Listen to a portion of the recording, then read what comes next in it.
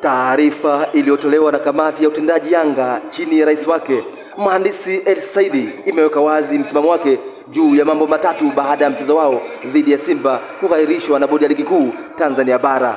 Mimi ni mtaoni wa Dalu TV kanda ya Ziwa. Jambo la kwanza, Yanga inataka ipewe haki yake ya ushindi kama inavyoelezwa kwenye kanuni pindi timu moja inapogomea mchezo.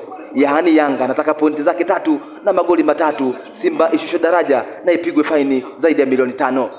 Jambo la pili, kamati ya utendaji ya Yanga imekubaliana na kutoshiriki mchezo namba 184, yaani Yanga dhidi ya Simba kwa tarehe yoyote itakayopangwa. Yaani Yanga hatocheza tena na Simba raundi ya pili kwa msimu huu. Jambo la tatu, Yanga inataka kamati ya uendeshaji ya ligi kuu ivunjwe chini ya mwenyekiti wake Steven Mguto na katibu wa kamati hiyo Almas Kasongo, na kuteua viongozi wengine waadilifu na wenye nia njema kwa maslahi mapana ya mpira wa Tanzania.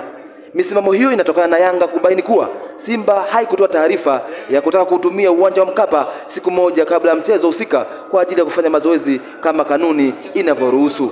Mamlaka ya uwanja ilikataa kuwaruhusu kuingia ndani ya uwanja kwa sababu hakukuwa na taarifa wala maandalizi yote yaliyofanywa kwa ajili yao. Hivyo Simba iligomea mchezo, na asubuhi ya tarehe 8 mwenyekiti wa bodi ya ligi kuu Steven Mguto alinukuliwa na vyombo vya habari kuwa akiwahakikishia mashabiki waende uwanjani, ratiba ya mchezo upo pale pale.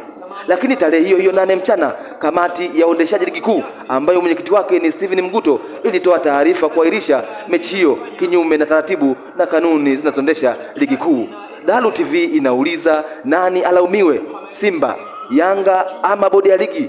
Tuandikie maoni yako. Mwisho, klabu ya Yanga imeomba radhi wanachama, wapenzi na mashabiki wa Yanga kote duniani kuendelea kuwa watulivu wakati uongozi ukiendelea na taratibu za kuhakikisha kuwa sheria na taratibu za uendeshaji wa mpira wa miguu na harakati za kudai haki ukiendelea. Haya na mengi, usisahau kusubscribe Dalu TV ili mwanafamilia wa Dalu TV.